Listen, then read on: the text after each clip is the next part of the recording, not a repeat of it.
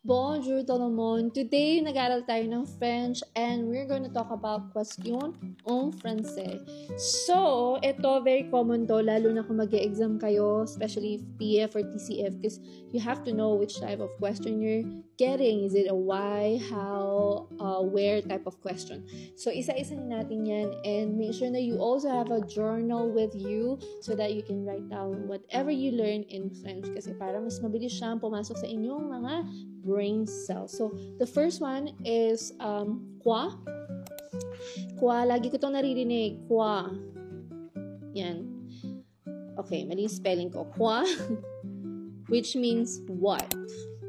Quoi. Ang common, quoi de neuf. Like, what's new. Quoi de neuf. What's new. Second na lagi kong naririnig is u. Yung u na mahaba, yung where. Kasi meron ding u na maikse, which is or. So, u, which means where. U habitu. U habitu. Meaning, where do you live? Yeah. Third one is, so may where, what. Oh, pourquoi. Lagi ko rin naririnig. Pourquoi. Which means why. Lagi ko naririnig sa tutor yan. Tinatanong niya, bakit? Bakit mo nasabi? Parang yun, pourquoi. Nate, give me an example of pourquoi.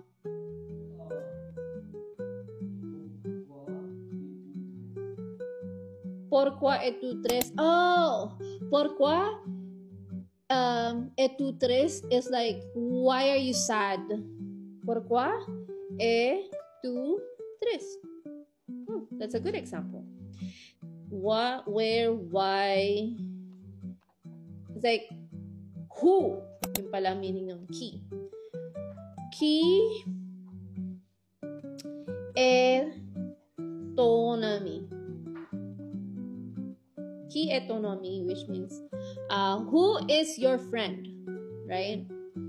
And then, the next one would be quand.